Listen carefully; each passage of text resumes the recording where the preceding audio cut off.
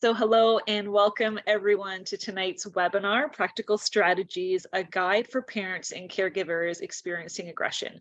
My name is Catherine and I am your community engagement liaison with Adopt for Life, a not-for-profit charitable organization that provides supports, resources, and advocacy to adoptive, kinship, and customary care families across Ontario. I would first like to start by sharing a land acknowledgement. I do appreciate that many of us are joining from across this beautiful province and probably beyond. So I'm going to be sharing this acknowledgement just from where I am personally situated. So I reside in the traditional territory of Anishinaabe, Huron-Wendat, Haudenosaunee, Ojibwe, and the Mississauga of the Credits people within Treaty 19. Now home to many diverse and First Nations, Inuit, and Métis people. We do this to reaffirm our commitment and responsibility in improving relationships between nations and as the first step towards improving our own understanding of local Indigenous peoples and their cultures. To recognize and acknowledge the historic and ongoing devastating effects of colonialism and racism in the name of assimilation across Canada, and to consider how we each can, in our own way, action forward in a spirit of truth, reconciliation, and collaboration. We are so absolutely honored to be here with this incredible team who continue to work tirelessly to ensure that families are supported and that we are heard, and they continue to educate our community at large. So by now, I'm sure many of you are used to Zoom technology. Thank you to our friend COVID. So please feel free to comment and share and discuss some of the topics that are going to be talked about in the comment section. And we're also encouraging anyone who has questions, please use the Q&A box that you're going to see on your screen as well. And the team's going to do their best to answer all of your questions. There is a large group tonight, so please know that if they are unable to answer your questions live, feel free to email or connect with them, anyone on the team off screen. If you are having sound or technological difficulties, please add that into the comments and I will try my absolute best to troubleshoot with you. I just want to ensure that our audience, both watching live as well as through this recording, is aware that this webinar is on an open public platform, which means that all of your comments and questions can be publicly available. So we ask that you just remain mindful in sharing any identifying or personal information that you may not be comfortable sharing publicly at least. So just know that just be mindful of things that you say, and especially around information around minors. That's a whole lot of information and we have a jam-packed webinar. So I'm actually going to go ahead and turn things over to our AFCCA parent liaison, Jen. Hey guys, it's so good to be here tonight. It looks like some of our cameras have a mind of their own this evening. So if I start looking a little wild, I'll try to stop video and start again. But actually, Tanya is going to do a little bit of a screen share here. We're going to see if we can get this working for a slideshow we have for you. And yeah, just bear with us. When these things happen and suddenly technology doesn't work. There we go. Wonderful, Tanya. So I'm just going to stop my video because I see me going crazy over here. So I'm just going to start tonight. Many of you have maybe heard the term AFCCA, but you're not entirely sure what it means. So we're going to go into that a bit in a second. But tonight we're going to be talking about practical strategies for everyone. And I think we would like to start by just introducing our team. So my name is Jen, and I am an adoptive caregiver from Southwestern Ontario. My husband and I actually have 6 children. 2 of them are biological and 4 are adopted.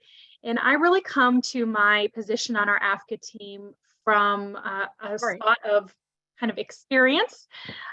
There's a lot of things we've experienced in our home that allow me to come alongside parents from a place of understanding and empathy. And so I really enjoy my position here on the team.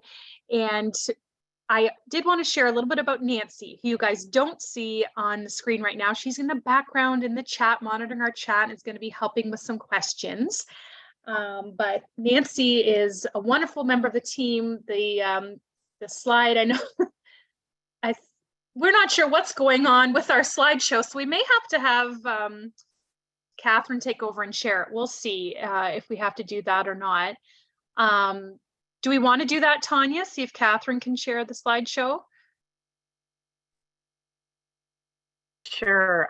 For some reason, it seems to be on a timer, so I don't know if it was timed. So Catherine, you might be better at this than I am, because I wasn't able to forward it or backwards or anything like that. Sorry. No problem. I'm just going to pull it up now. Thank you. While she's doing that, I'll share a little bit about our lovely Nancy. Oh gosh, I don't know what's going off my camera. I've literally never had this happen before. So tonight's a special night, everyone. So Nancy, you'll see on our team, she's got a beautiful purple blue scarf on the picture on our second slide there. And Nancy is the co-director and practice lead of our AFCCA Family Supports Program. She has over 25 years of work and lived experience supporting individuals of all ages with FASD. As a consultant, educator, and past manager of Able2's Fetal Alcohol Resource Program, a program she helped design and build with Maude and Tanya, who are here with us tonight. So I'm going to send this over to Maude. Maude, if you don't mind introducing yourself to all of us, that would be wonderful. Yes, thank you, Jen. And good evening, everyone. As you can see, we're having some technical issues tonight. Terrible karma, apparently, on one of us. So I'm also a mom, an adoptive mom. I have 5 children. So Jen's beating me by 1. 2 of them came to me, 3 of them came to me by adoption, 2 bio children. I'm a social worker and psychotherapist. I specialize, like Tanya, in fetal alcohol spectrum disorder, complex trauma, attachment. And I'm also completing my PhD in neuroscience. And my PhD has been very much about AFCCA in the past 2 years. So we're learning a lot. And I recently completed a pilot on nonviolent resistance that I will talk about later. And it was only for families with fetal alcohol spectrum disorder and for adoptive families. So that's very helpful information. Thank you. Your turn. Tanya, why don't you share? Hi, everyone. I'm really glad you guys are here, and we're going to get this sorted out. This will smooth out as we go. So I'm an adoptee and also a psychotherapist, and I work a lot with individuals and families who are affected by early childhood trauma, attachment complexities, FASD, and neurodiversities at my Ottawa private practice. So most of my training has been DDP, polyvagal theory, NVR. I also have a lot of sensory training, because that's one of the things that I love understanding. And that really has helped me with my new work now as like one of the clinical leads with Adopt for Life and the AFCCA Family Support Program. Before this, I also, as Nancy mentioned, helped launch the Ottawa Fetal Alcohol Resource Program. And before that, I lived in British Columbia and helped work in the FASD Key Worker Program. FASD has been one of my passions for a while. So that's mostly about me. Awesome. So Catherine, I think we can flip to the next slide. And I'll keep my camera on as long as it doesn't go wonky. So basically, before we launch into these practical tips, we did want to spend just a couple minutes talking about what the acronym AFCCA stands for. As you can see, it stands for Aggression Towards Family and Caregivers in Childhood and Adolescence. But if you're listening here tonight, you may have heard this termed differently. So CPVA was a very common way to describe this in the past, child to parent violence and aggression. And actually in the last number of years, well, just actually the past couple of years, there was a consortium that was designed specifically, we heard from professionals at every level, but more importantly from family members, caregivers and their children, about what they were experiencing in the home. And violence was kind of a stigmatizing way to describe it. And that's why we've come up with AFCCA as the term, aggression towards family and caregivers. And it's really important to also remember that this is, who is it directed towards? It's directed towards family and caregivers, and in a specific time period, childhood and adolescence. So our program is specifically geared towards kind of that age group. And it's important to note that this causes significant harm, not just for the caregivers and family on the receiving end, but even for the child and adolescent themselves. And it can stem from a number of different things, but often from a difficulty in which the child struggles to find co-regulation with the adults. And this can be from early trauma, attachment disorders. A lot of the children and youth that are in our families are not neurotypical. So this is a big reason. You know, you'll probably hear FASD and autism come up a bit in today's presentation. But it's also important to note that this is most often directed to parents or primary caregivers and siblings in the home. So it can also be directed towards other people, other important people in these children and teens' lives, but it's most often those who are immediate family in the home. So we can just flip on to the next slide here, Catherine. And we wanted to include this one. I don't know about you guys, but I'm a numbers and a picture person. So I love this graphic. And this again comes from stats from the consortium about AFCCA. Just to give you guys a little better idea, because a lot of times people who are experiencing this can feel better when they see the stats. They say, hey, this is really common. What I'm experiencing, a lot of other people who are experiencing aggression, experiencing it in the same ways I am. So big two numbers I want to draw attention to are on the left there. So 76% of those who were interviewed for the consortium reported experiencing daily or weekly incidents of violence or aggression. So we're not talking just, you know, there's an outburst once every couple months towards a caregiver. This is something that caregivers are dealing with on a daily or weekly basis. And 55% considered the intensity of the behavior at an 8 out of 10 or higher. So we're talking about really intense things that these caregivers are going through. And also just in the middle there, I wanted to draw attention to the fact that AFCCA or aggression is not just physical violence or aggression towards a person. It can also be aggressive, verbal aggression, threatening, using threatening words or posturing and language. You can see that high percentage. And also what's very common is destruction of property.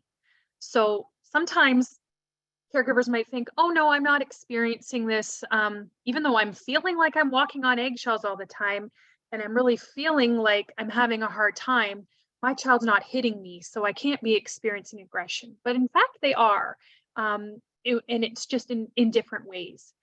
So there's also a really high level of self-harm. So self-harm on its own, if the child is engaging in self-harm, isn't enough to be classified as AFCCA, but it's often combined with harming others or property or pets. So I just wanted to give a little bit of those stats so that those who are listening, I know some of you are caregivers, others are loved family members or professionals in our caregivers' lives. So I just really wanted to draw attention to this because the numbers are very eye-opening. And we can keep going here, Catherine. And just a little bit of a word about our programs for AFCCA, our family support programs at Adopt for Life. So we do have Maud and Tanya on staff now, a clinical team that provides intensive bilingual supports. And we have a number of different ways that we are supporting families experiencing aggression. So one of them is that we have peer community groups, so Facebook groups, we have virtual support meetings, we have one-to-one peer support with our regional parent liaisons. where families can really get support that are having complex issues and needs.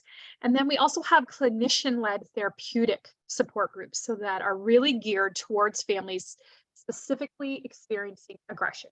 So this is separate from our other Adopt for Life support groups and programs and therapeutic groups. And what we're really trying to do is explore strategies that are, number one, going to try to reduce the aggression in the home, obviously, and try to reduce it so that by the time these children and youth reach adulthood, there's maybe less intensity, or they're going into adulthood maybe on a bit better footing. But the other thing we're trying to do is help caregivers with their own mental health and well-being while they're experiencing it. Because we know that, while we really want the aggression to decrease, it doesn't always happen for a variety of reasons. But what we can do is help caregivers with their own safety, their own sense of well-being and confidence as a parent as they're going through it. So this is kind of what our program's geared towards. We also have on-demand learning. We've already mentioned tonight some YouTube and Facebook tools and videos that people can watch, and resources, tip sheets, that sort of thing. And we also are really passionate about advocating for our families who are experiencing aggression. So sometimes that means we're sitting in on a meeting with CAS or a school, and we're really there to advocate for the caregiver to help them get the assistance they need within the community. So let's keep going here, Catherine. All right, so we kind of got all that out of the way, and now we're going to really focus on these practical tips, because that's why you're all here, right? So I'm just going to share a little bit before we pass the baton to Maud and Tanya from a caregiver perspective. So I wanted to talk tonight, something that's really become very important to me in the past number of years, about how to overcome some of the barriers we're experiencing as caregivers from getting the help we need, and from really being able to thrive instead of just survive, is what I would call it. So I put a little graphic on the top here. You can see, a lot of times we feel like we're standing on one side of a wall and everyone else is on the other, and we feel alone, we feel isolated. And what I hope you guys can learn tonight is that we want you to be able to kind of bust through some of those walls, and maybe some of those walls can come crumbling down. So something I've heard Maud and Tanya say a number of times that I've taken to heart is that aggression thrives in secrecy. So if you're experiencing some of the things that I just described in terms of aggression, there's a big temptation to keep it to yourself. There's a big temptation to maybe you don't want to tell others because you feel shame, embarrassment, also judgment. And sometimes you don't want to share because you've tried sharing and you've been burned. You've been misunderstood. So that is kind of what I would see as one of the number one barriers as a caregiver to try to break through. And so I wanted to just give maybe a little bit of a challenge tonight to all of you, because I definitely have been in this spot. And I think what we need to remember is it's hard, first of all, to find someone we can safely share with. So sometimes it takes just sitting down and making a list. Who do I think I could tell this to that's going to understand and have empathy? And maybe make it a goal that in the next week, I'm going to share this with one person, whether that's a therapist, a teacher, a friend, a family member, a neighbor. I'm going to share what I'm experiencing with just one person. And then let it grow from there, because I think the more you're open and honest and sharing your story, I think at this point for myself, I'm kind of an open book with a lot of people, because the more you share, the more free you feel. And it just really helps to spread that load and that burden you're carrying, and share that with somebody else. And it really helps to lighten what's on your shoulders. So if that's one practical tip I can give to you today is to reach out to one person if you can about what you're experiencing this week. And then I also wanted to talk about caregiver burnout. So as you're listening tonight to some of these tips we're going to give you and advice, you might be thinking, oh, I can't do any more than what I'm doing. Like, I'm just hanging on by my fingernails. I'm barely surviving. I can't add a to-do list of things I need to change or I need to do. And there is this temptation that when we reach out, a professional say, well, you need to do this, this, this, and this. And it's just too much. So I hope that you guys can get out of tonight's presentation that actually what we're asking you to do is perhaps to do less. So we want you to be smarter, maybe. Work smarter, not harder. Not be smarter. You're all very smart as it is. We can work smarter, not harder, and we can share our burden instead of adding to it. And I think a lot of what we're experiencing in the home with aggression is really hard to share that burden with others. But when we do, we can experience a little bit more lightness and more rest and restoration. So that's really important to address tonight. So please go in tonight thinking, okay, this isn't about doing more. It's about maybe doing a little less. And then I just wanted to address your village. So one thing that I know is going to be very common for a lot of us adoptive kin and customary parents listening tonight is that we might have a village that doesn't understand. So we might reach out to someone and you guys can nod along at home, even though I can't see you, but you might experience when you share what you're going through, someone saying, oh yeah, kids will be kids. Oh, my kid did that too. Boys will be boys. Oh, that's teenagers for you. And you just immediately get dismissed. And honestly, it comes from a place of people just wanting to relate to you. So they might be coming from a good place of, I just want to relate to you. But what it begins to feel like is sort of almost like gaslighting. Like you feel like they're telling you what you're experiencing isn't really valid, or it's not that significant. Oh, you're exaggerating. And so we have this village around us that we feel just doesn't get it. And so then we stop sharing. So that's when the aggression really, again, thrives in secrecy, because we stop sharing with others because we're just dismissed. And this isn't just friends, professionals can dismiss us too. So one thing I really had to learn as a caregiver was to try to build a safe and trustworthy circle of people who would understand and have empathy. And it's really easy to not reach out. It's really easy to, after you get burned a few times, to just stop sharing. But I'd really encourage you tonight to try to find somebody, whether that's in our Adopt for Life community, a fellow parent or buddy, somebody who really can just sit with the hard with you and who's going to want to come alongside and help you through it. I know for myself, one of the most important people in my village who really understands, one would be my grandmother. She was a foster parent for many years. And so I know when I share what I'm going through with her, she has never judged once. She is so understanding. The same could be said about my mother. She grew up as, she had siblings that were foster children, and she kind of knew what I was experiencing. And my mom has been just somebody I could really share with. If you can find people like that in your circle, it's just going to really help you get through what you're going through. And then finally, I want to talk about your own loss of personal boundaries and safety. Because I think across the board, when we're chatting with parents who are experiencing aggression, this has happened in their home. There are no more boundaries. They aren't safe. They aren't feeling safe. And a lot of caregivers can get to feel like their safety doesn't matter. So they might get this message from those around them, those who are directing aggression towards them, professionals again, family, friends, where the focus is all on the child.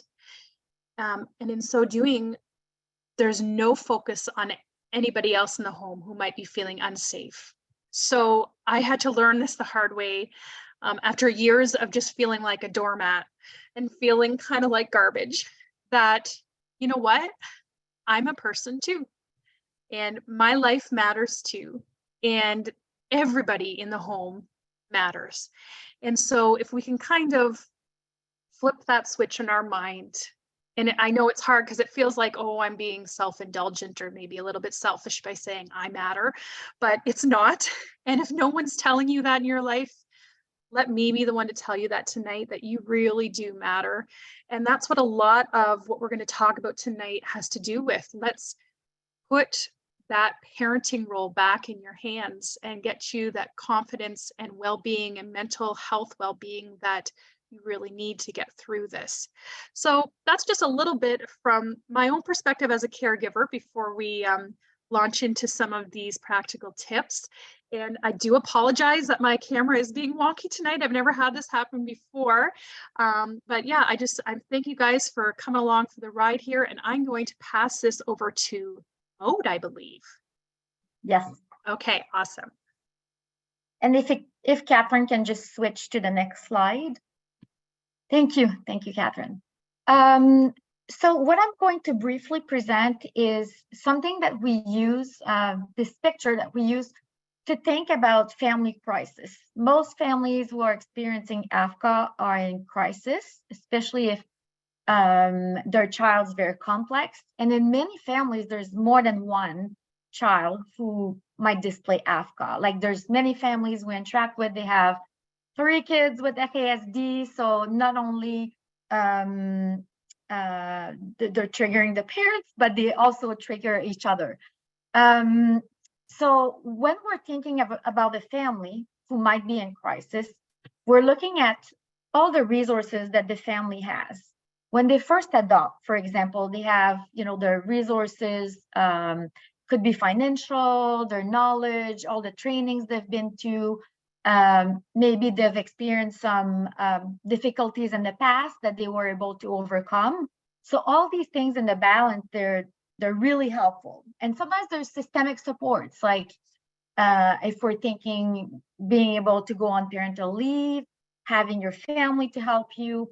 And then on the other side, you have all the demands, like daily stressors, that you have with your work, family life, all those daily annoyance, that we all have, like your child has a cold, something with school.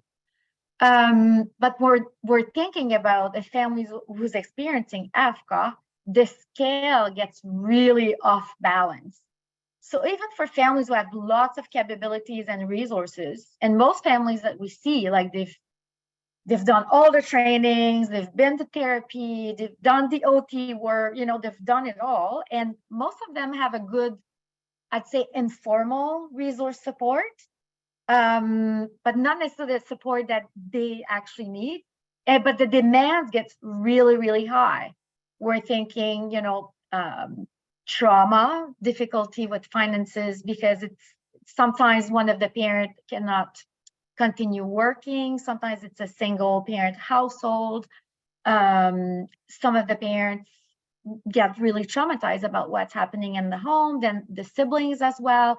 So you're just increasing the demands, and the resources are still there, but it gets off balance. So what we want to do is to rebalance things to get people out of the crisis.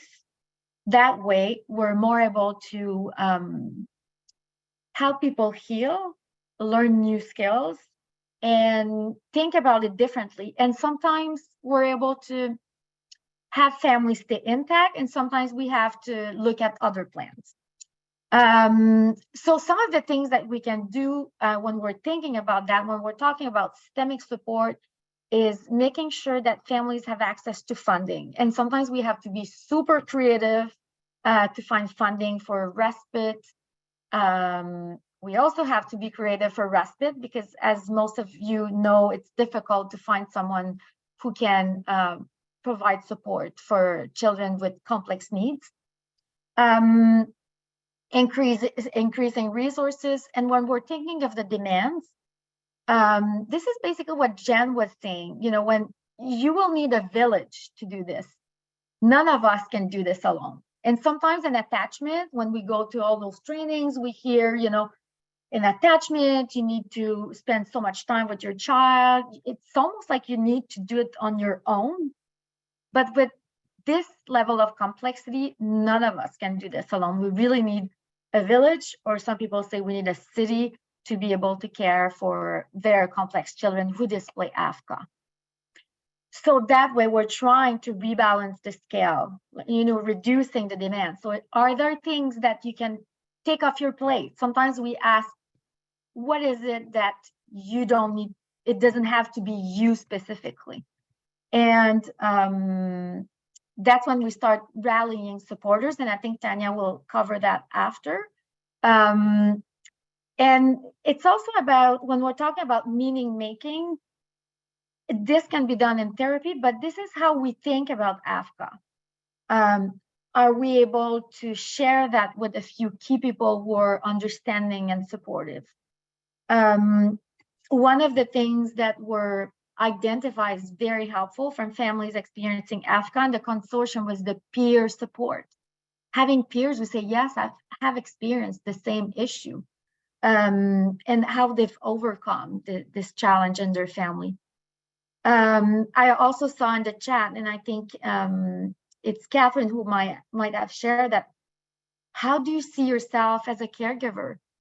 Like, we're trained to assess our competence as parents by looking at our children's behavior.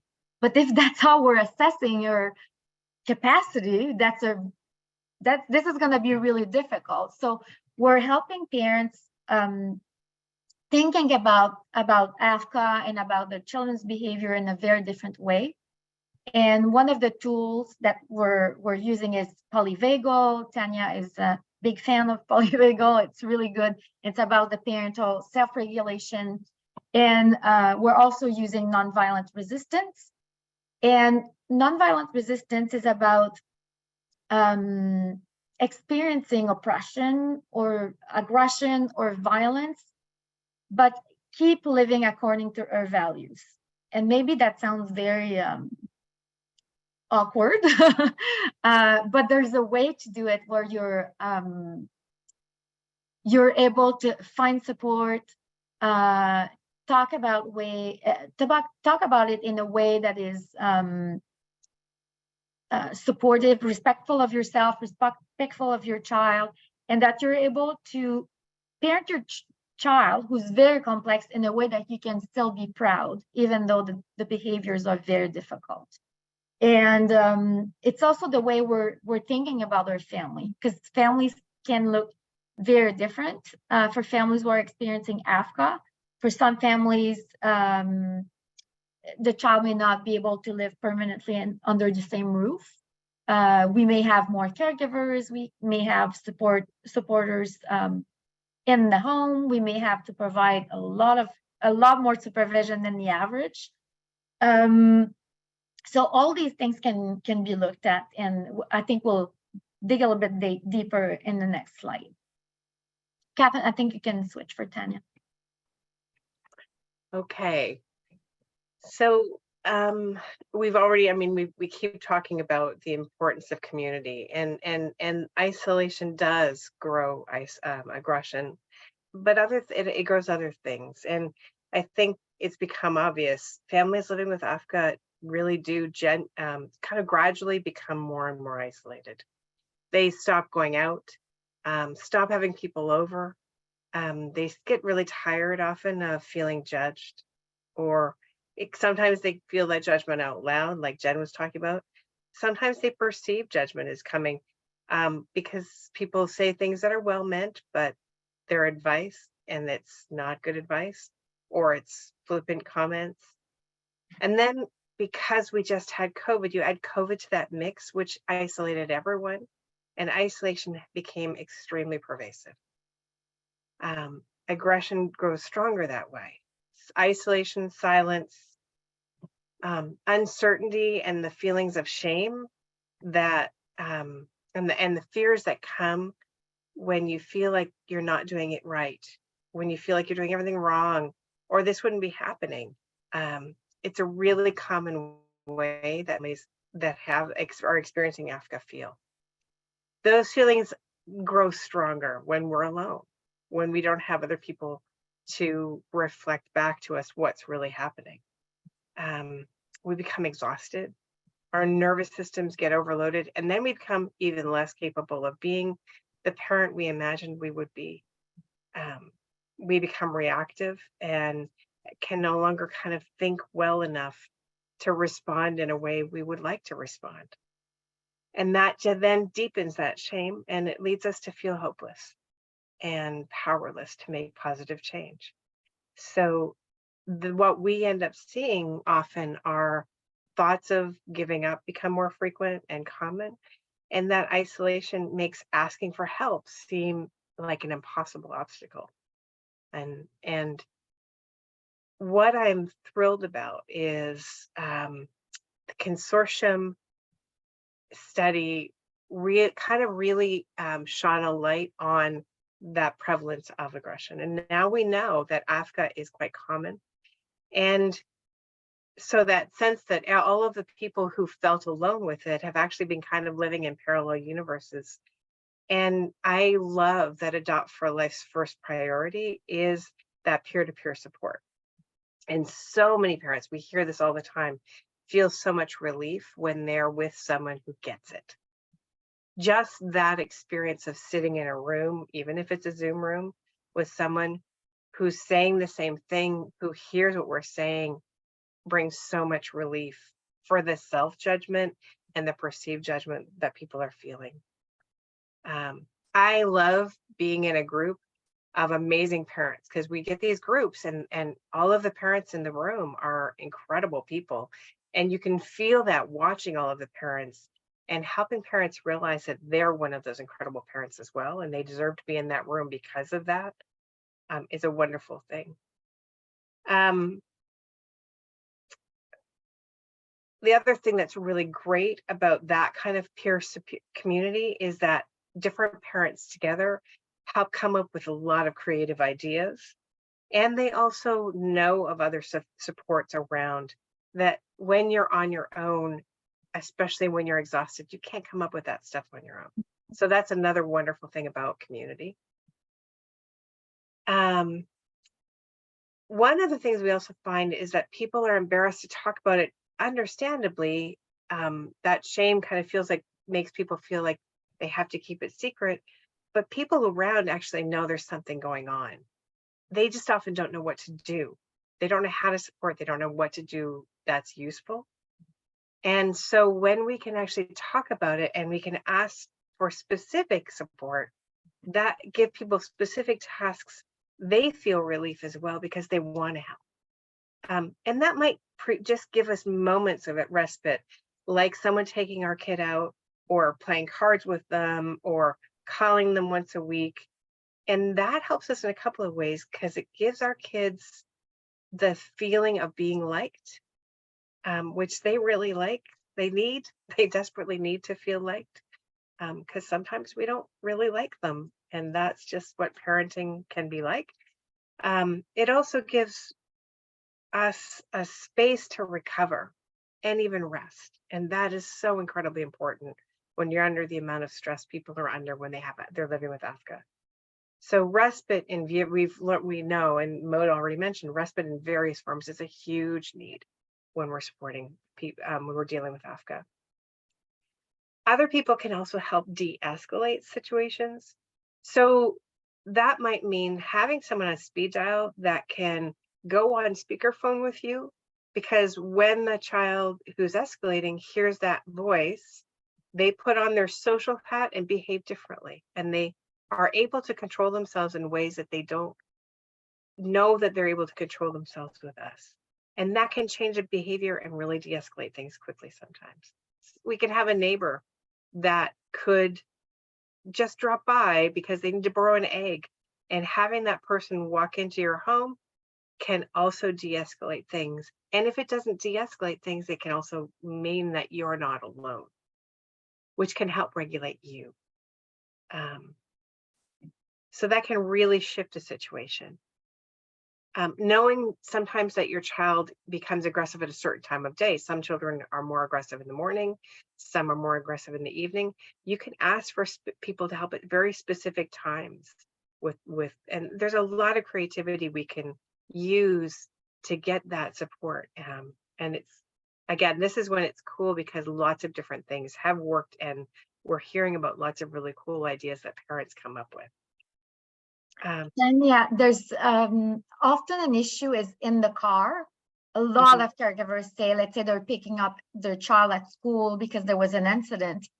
And a lot of caregivers are saying, you know, if I bring someone else with me, it's easier to help regulate the child or to have a witness or just to be safer. That's one of the tips that a lot of caregivers are trying. So they have usually a few people that they can call and go with them. That's cool. Yeah. So those sorts of things, they make a little shift that can make a huge difference in lowering the degree of aggression and the frequency of it.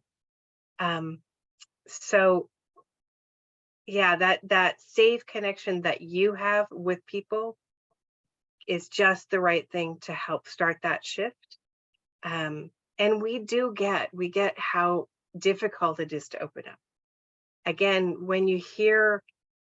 when I've worked with families, sometimes it's just thinking of one person at a time, and then you think of another person that can do another thing, and then another person that can do another thing.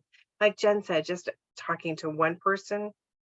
And if you need help, we have ideas about helping start that conversation, and it can actually end up making quite a huge difference. Can I go to the next slide? So this is just another common pattern that we see called giving in escalation or joint escalation. Again, this is not about judgment, but about this is what happens normally when you have a family and you have a child who's expressing themselves with AFCCA, because we tend to feel horrible about it. But these are two really common things. So giving in escalation is that thing, our child becomes aggressive, so we kind of give in to keep the peace, or we do different things to try to keep the peace, but then the child ends up with that power and that control and realizes, if I escalate, I get my way, I get what I want. And so then they become more and more aggressive over time, and the power balance flips so that the child ends up being the parent, being in control of the family, and the parent has very little power.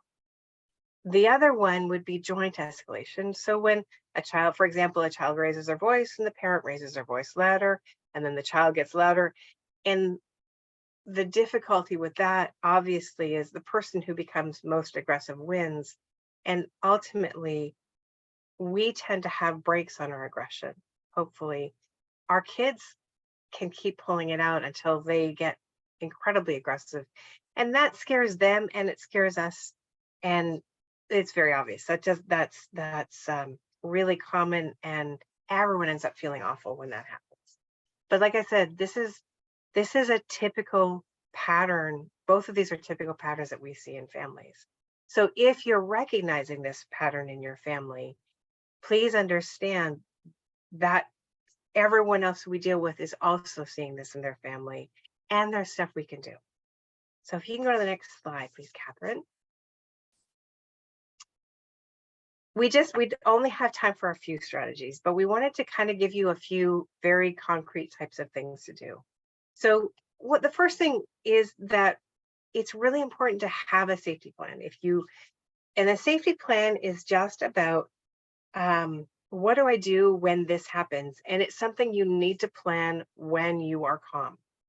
The strike when the iron is cold is important for yourself, but also for your relationship with your child.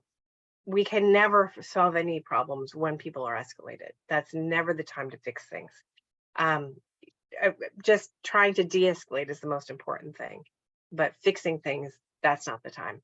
Creating a safety plan is something that you need to do in calm, and ask for help with this. We can help with that. There are a number of people professionals that can help with this. And you can even find sort of some outlines online if you want to try to create your own safety plan. It's just about, when this happens, this is what I do. So when it gets to this point, this is when I call the police. Or when it gets to this point, this is when I call my neighbor. Or when it gets to this point, this is what I do. And that way, if you have a safety plan created, you don't have to think when escalation is happening, because it's very difficult to think at that point.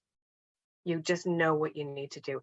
It's a little bit like how a fireman knows what to do in a fire. They don't have to learn at that moment. They already have trained and practiced, and they know what to do. So the next thing that I really want to emphasize, and there's 2 points to this, is slow down. The first part is when people are escalating, our brains want to fix it fast. It feels like an emergency. There's an intensity, and we often act too quickly. If you think about it, when there's escalation happening, and if you take 5 seconds or 10 seconds and ground yourself and try to lower your stress response, you're going to be able to think through and address the situation and not run in and react and cause things to escalate more.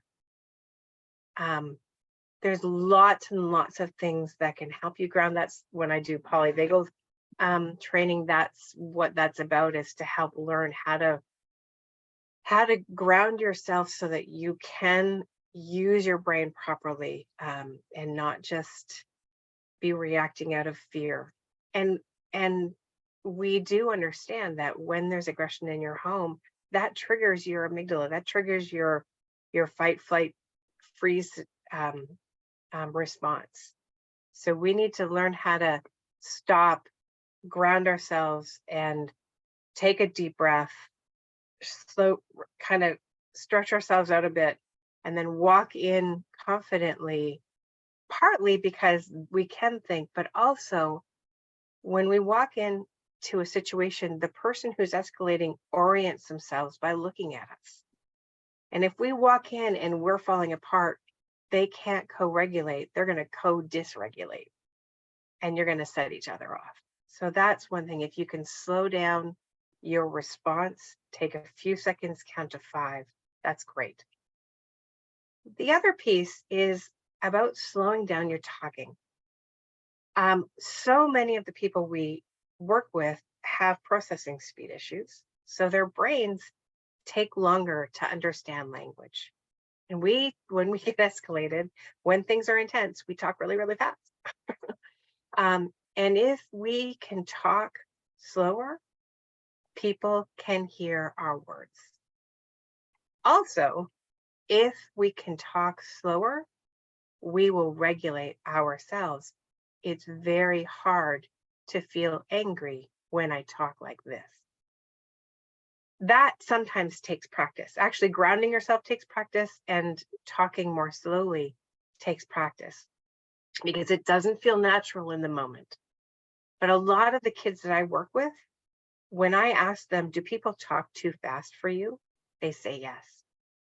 And when all of us, when we're escalated, our brain works less efficiently. So the more we can slow down our words, the better people will hear the words that we're saying. The next one is called, it's a really cool tool, and it's matching the intensity, not the emotion. Matching the intensity, but then regulating yourself. So what that looks like is when someone escalates, if you come in, so we're often told to stay calm, and we feel like if we stay calm, we have control of ourselves. But if someone's escalating and they feel inside their body like something really awful is happening, and you come in and you're really calm, what that escalated person feels is, you don't get me, you don't understand me, you don't care, you don't think I matter, you don't think this matters. And so there's a real trick to this, and it's about kind of matching the intensity and the energy that they're at and going, oh my goodness, something's really wrong. I don't know what it is, but let's try talking about it and see if we can figure it out. So it's kind of starting really intense and bringing yourself down. And what most frequently will happen is the person who's escalating will follow you down. And they might not follow you down to calm, but they'll get a little more control. Now, we don't want to match the emotion. That means we don't match anger with anger, because that's going to just escalate. But it can be really useful to try matching the intensity when someone's really upset and bringing ourselves down and regulating. De-escalation, I've already mentioned. Calling on your supporters, really, really important. And I'm not going to go too much into that because we have lots more things to talk about. The last one is can be quite useful and a little tricky to do. Another thing that can be good to practice in your mind when you're not in the situation, but figuring out how to distract. Years ago, I worked with a foster mom who had 4 children with FASD under the age of 6. And she learned when kids started to get upset in the living room to move to the kitchen or to move outside or to bring in a snack and hand it to them. And nourishment doesn't necessarily mean food nourishment, but distraction and nourishment can be like when someone's getting really, really upset, it can be saying something nice to them because they're not expecting that. It can be aligning with them on something. Maud and I were just in training recently and we were doing a role play and she was talking about a kid who didn't like wearing a toque. And I said, I don't like toques either. And that kind of distracted her from being upset. And so those sorts of things where you're distracting, giving an unexpected answer and connecting with what's going on is really important. We so often want to correct, or we've learned that we want to punish because this behavior is bad. And those things again are going to escalate. So this isn't the moment. That's what you do when the iron is cold. Not necessarily punishing, but definitely trying to do any correcting happens when things are calmed down. In that moment of escalation, the big priority is cooling down. Oh, hey, cool. Catherine has a suggestion in the thing. I think that is pretty much it for this. We have lots of other ideas, but we wanted to keep it kind of simple for tonight. And yeah, keep going, Catherine, for the next, can't remember who's next, Maud. Yes, and I think I saw a question that I felt was really important in the chat, so I'll answer that question before I do this. Something else I wanted to say, I just want to make sure that people who are listening are not thinking that we think do all this and this is the aggression is going to be solved. This will be easy. We know it's a very complex issue, and in some families with a lot of support and strategies, at some point there's no more aggression, and in some families it does continue even into adulthood. So we can't really compare every situation or present these things and pretend, okay, do this and then, you know, everything's gonna be fine. That's really not what we're trying to imply. We're trying to give you tools and strategies that you can try, and hopefully this is helping your family. One question that I found really interesting from someone was, are we able to build attachment with our child if we feel unsafe? And I thought that was really interesting.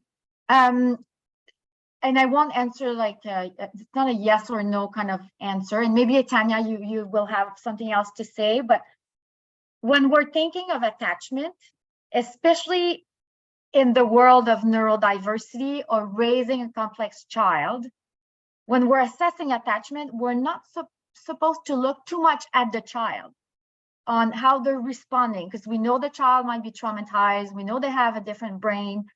So let's say a child with autism might not go see their caregiver, they're hurt, and that's a big sign in attachment. So we're not going to look at the child, we're going to look at the parent. And to build a strong attachment, a secure attachment, we need a parent who's stronger and wiser. That's how we call it in the circle of security. In NVR, they call it the anchor.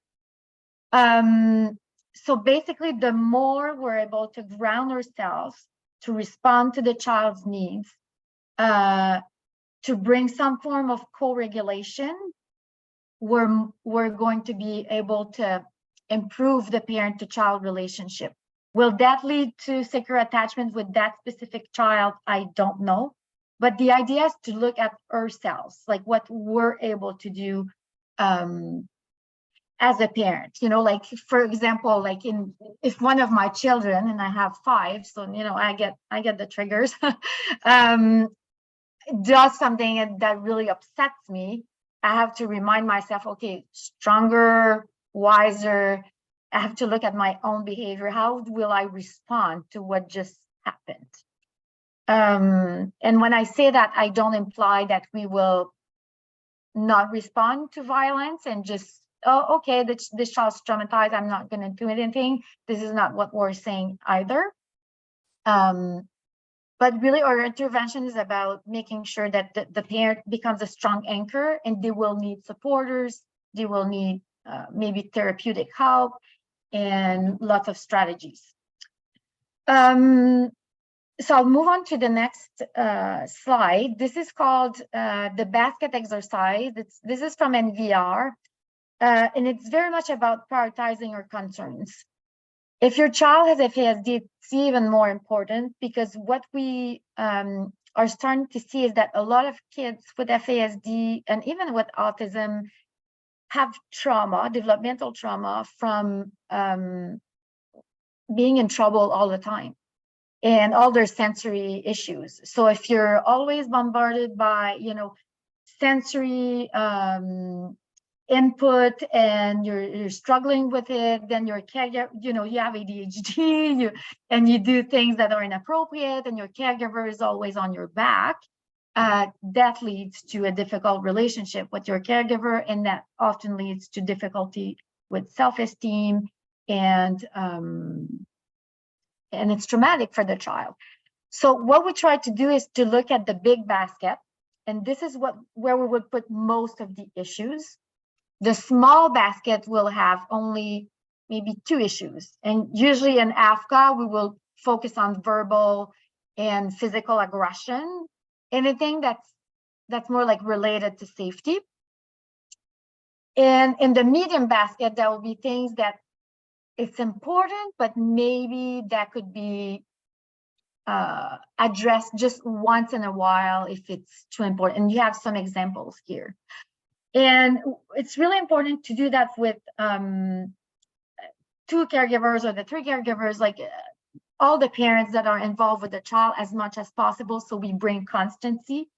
If you're more than 1 parent in your household, it's good for the other parents to remind the other ones to say, look, we're not focusing on that right now, so we don't end up nagging. And this is something that is actually going to really improve the relationship if we let some of that stuff that's not so important go and just focus on the really big issues that we're facing, like AFCCA.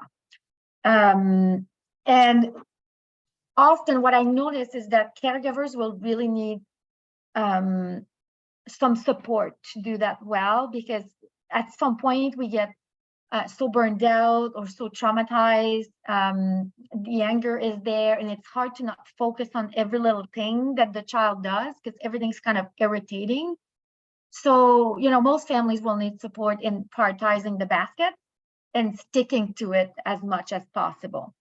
And that's when the supporters can even come in and, okay, were you able to stick to your basket? And it's nice to have someone else to talk to about that. We also have the rainbow basket. It's not in all the NVR programs, but this one I really like, especially when we're talking about attachment and about the positive relationship. The rainbow basket, you can even put it on your fridge or somewhere where the child can see it. It's something you can even do for the siblings who are impacted by AFCCA. And it's all the things that your child does well, that you will notice and write on the rainbow basket. If you think your child will rip it off, then you may want to have like more of a computer copy so you can reprint what you've done. And this goes with, you can even switch to the next section, Catherine, to the relational gestures. Some people call it reconciliation gestures, but we call it relational gestures because it has nothing to do with your child behavior. It's not a reward. It's simply a simple gesture to show that you want to connect with your child. So that might be just writing something in your rainbow basket. That might be a little bit of a love note in their lunchbox. It could be, you know, oh, look, I bought you gum today at the store. I cooked your favorite meal. And these have to be small and usually not after like a major event. Or, you know, let's say there was a major meltdown. That's not something you do after, but regularly you will do these little things. And it's also not just for the child, it's also for you as a caregiver to feel better about yourself. So when I was talking at the beginning, you know, you want to live according to your values. All the families that we interact with, they love their kids, they're good parents, and they want to do well. And it does bring joy to give something to your child. So even if they have a bad behavior, you want to do these little things for them. And what I found as well is that it reduces shame for the child. Children who experience AFCA, when you ask them into adulthood, most of them have outgrown it for the most part. And they will say they were really embarrassed about their behavior. And some of them are still really embarrassed. So it's just showing, look, I love you no matter what. It's showing an unconditional love. I don't agree with your behavior, but I think, you know, you're my child, I love you. And this is to, you know, bring back the child towards not a bad pattern of behavior that is led by shame, but by connection and by love. Do you have something else to add to this, Tanya?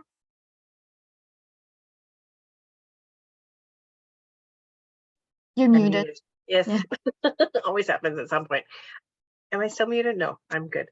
I think just the biggest thing is what you said, that we need to keep it simple, because when someone is shame-based, if we do too big of a gesture, then they actually turn it back into shame. It's a little bit like if you're having a really terrible hair day and someone says, oh, I like your hair. In your head, you think, oh no, it looks terrible. Our kids who are very shame-based will turn a lot of gestures back into shame. So we need to keep it simple and walk away. And we really need to not expect a response, a positive response. We really just need to give it and let it drop and walk away. And that's probably the only thing I have to add. Yes, and I think you mentioned at some point talking about. So you might look at someone else and you pretend that your child's not listening, where you'd say, oh, you know, he or she did this, it was really good. Or even with the school communication, sometimes it gets really negative. So having those, well, you know, positive comments that are subtle, that, you know, they're not too threatening for the child could be really good. Felt like there was something else I wanted to say. Jen, do you want to add something before we move to the next section? I was just going to jump in about this question of how do you attach to your child when you don't feel safe with them? I think from my experience, my answer is it is very hard to attach when you don't feel safe. And so what's helped me is, how can I help myself feel more safe so that I can attach to them? So I know in our experience for myself, having some healthy, safe boundaries for myself, once I was able to establish that, suddenly I was able to attach a lot better with my child in a lot more healthy way. So I think part of that answer, I love what you said, Maude, about I am stronger, I am wiser. But we can also do some things to create a safer environment maybe for ourselves, so that we can come from a place of wanting to attach. So just wanted to throw that in there.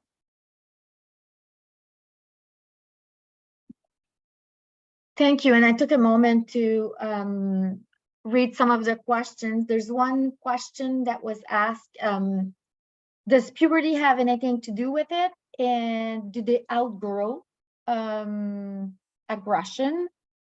And that's such a tricky question. Honestly, when we were doing the FAR program in Ottawa, FASD program, I think the most phone calls we were getting were 13 years old boys. And for females, it seems to be, or people who identify as females, around 17 years old. It was more like dangerous behaviors, like unsafe behaviors, like being with older males, for example, you know, fear of being pregnant, things like that. And which is, we sometimes put it under AFCCA because that's life threatening sometimes, and sometimes that goes with aggression. Some children do outgrow aggression. I've seen it a few times, even kids with autism, complex kids. It seems like they develop more self-regulation strategies. Things get better, they have more support. Sometimes it's with the help of the parents, therapy. Sometimes it's medication as well. Like there's a number of factors.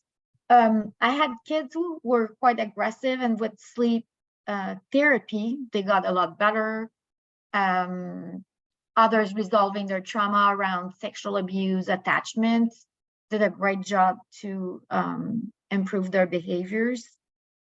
But it's very complex. There's a lot of factors for different people. Even if you take someone who has FASD and trauma, which is the main diagnosis that we're seeing in our population, in the families that we serve, one person may sound or look very complex and they get much, much better, and the next one seems to be higher functioning and things don't get resolved, and they have amazing parents and lots of support. So it's not a perfect science. Do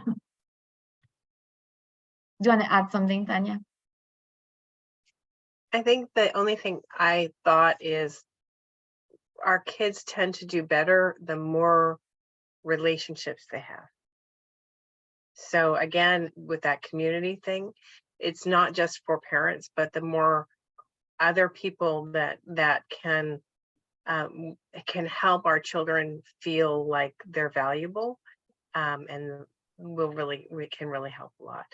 And that's tough. We live in a society that is very independent and really thinks that independence is the way to go, and interdependence is a much better way. And so that's probably a tricky thing. But I think having other people around that believe in your child, or like something about your child, or who your child can help your child feel cared for, is a huge protective factor in aggression.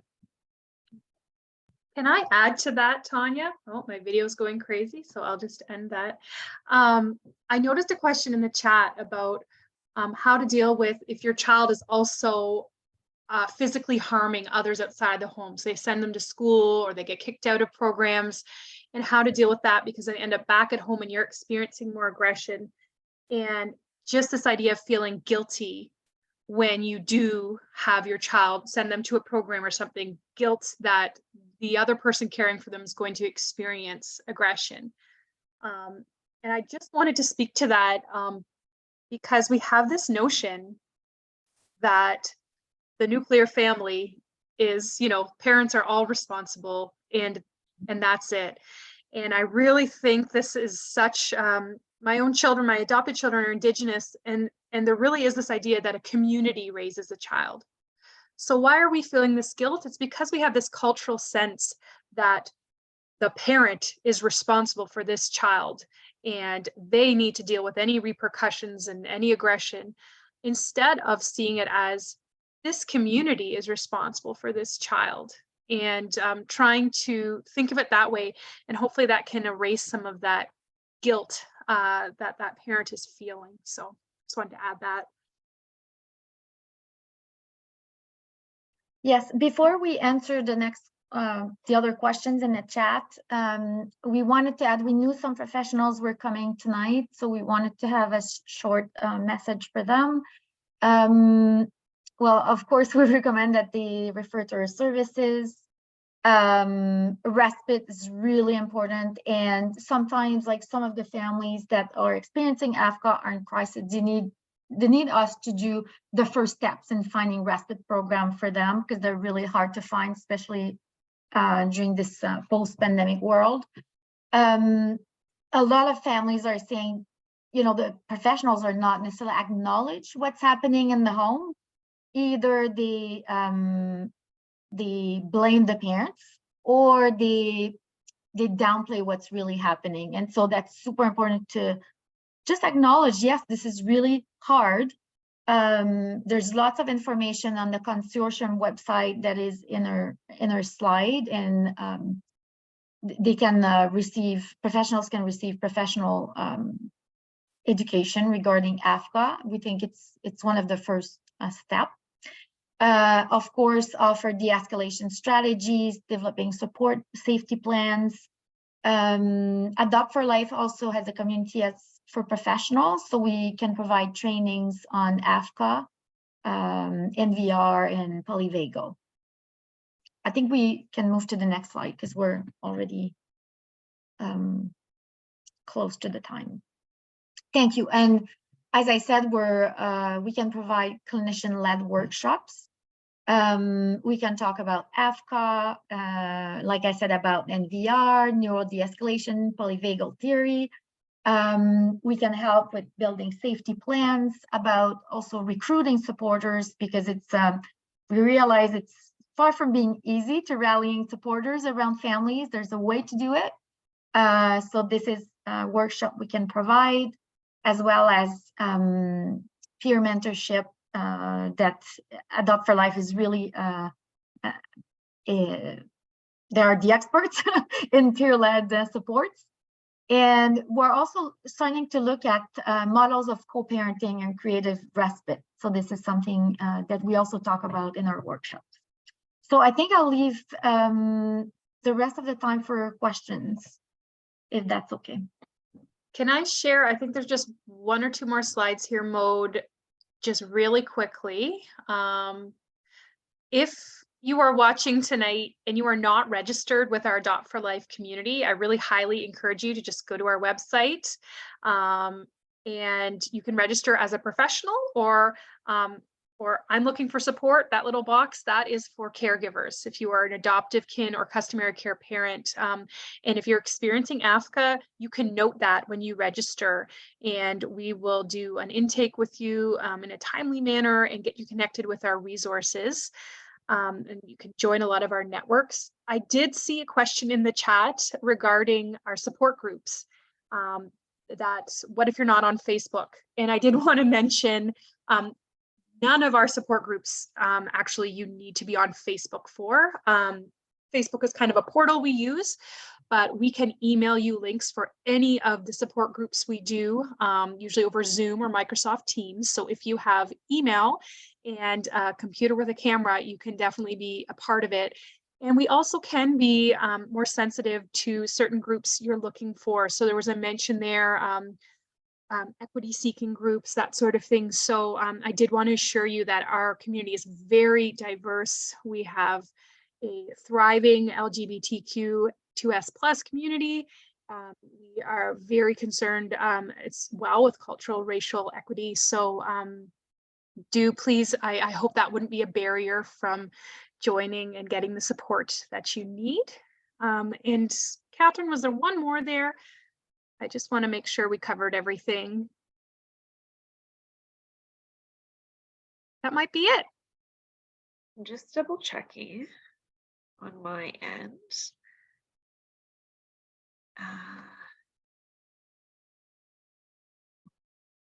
There is a question that has not been answered. Oh, yes. Do you mind? Yes, I think I'll read it because it was long enough. Okay, the person saying that there's a delicate balance, with showing empathy and an unconditional love to your child, when they're aggressive, because you don't want to show them that violence in the relationship is acceptable. And yeah, that's a very interesting question. I think we get this question all the time. And I have to say, I had this question myself too when I started the NVR process and learning about AFCA. I'm like, how do we do that balance, right?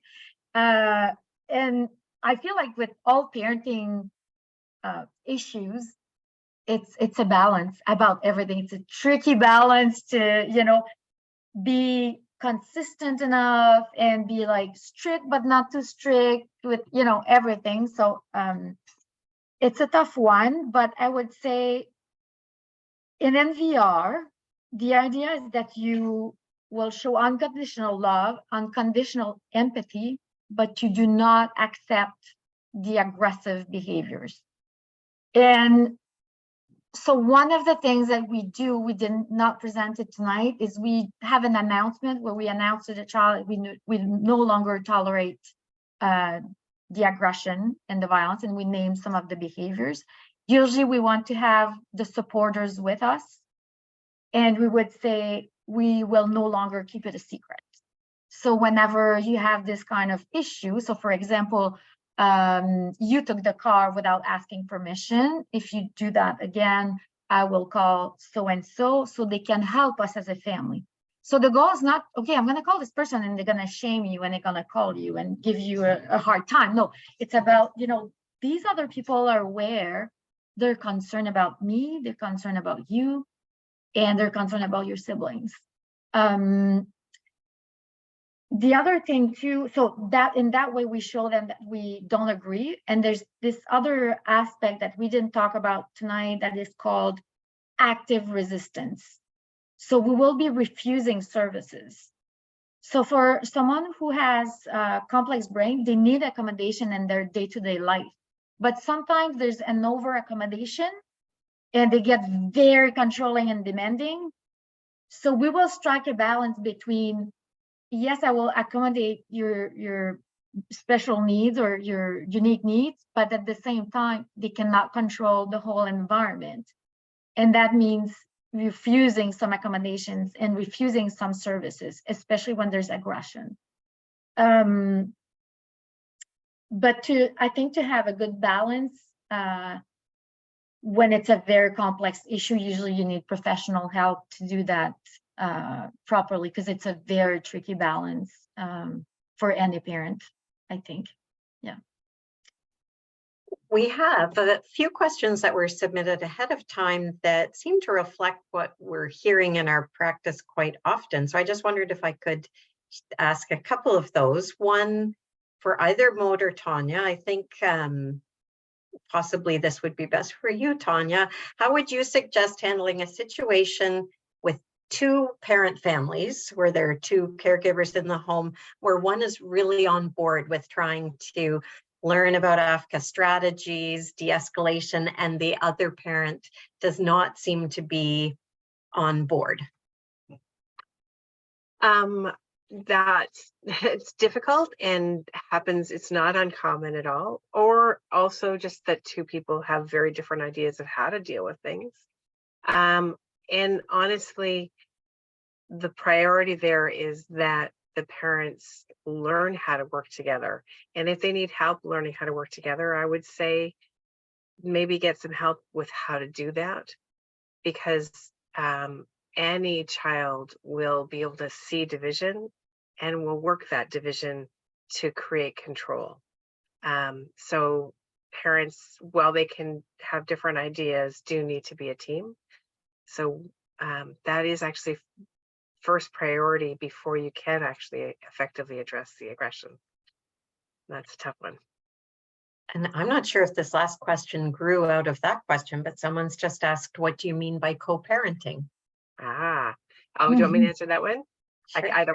So co-parenting, it's kind of the idea of a village.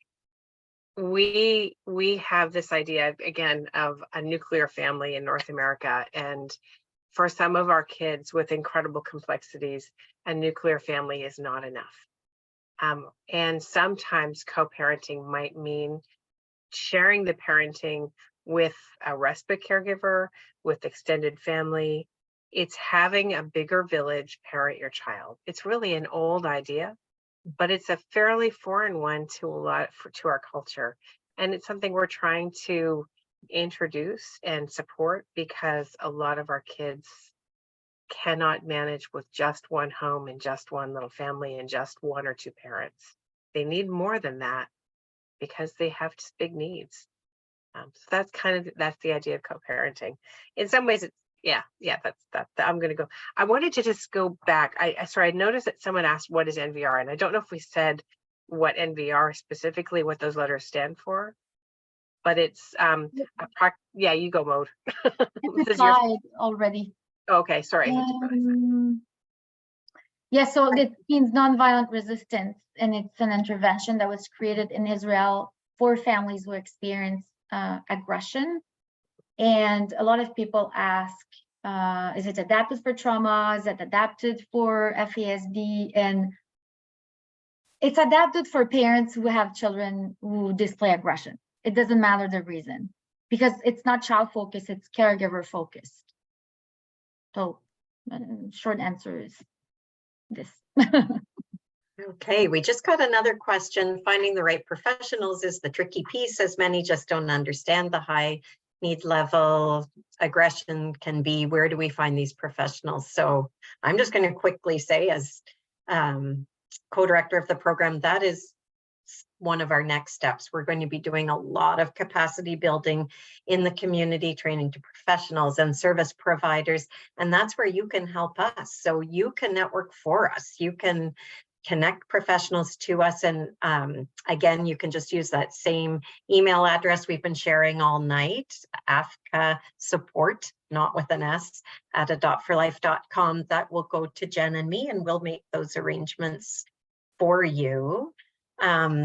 A quick question for you, Mo. Do you have suggestions for families who have multiple family members with neurodivergent brains who seem to be triggering each other?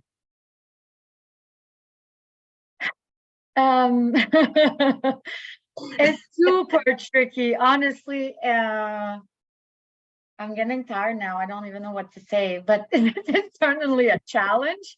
But when I was looking at Tanya's slide on joint escalation, I was like, yeah, sometimes it's not the parent. Sometimes it's, one of the parents, but sometimes it's a sibling that is escalating the other sibling. And sometimes that happens very quickly, like in a few seconds, and woo, okay, it's done, someone was punched.